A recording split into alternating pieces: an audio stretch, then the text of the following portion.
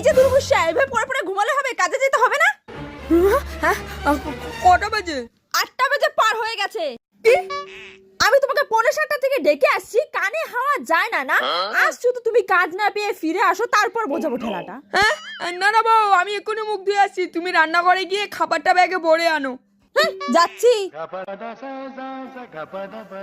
কই গো, খাবারটা তাড়াতাড়ি আনো।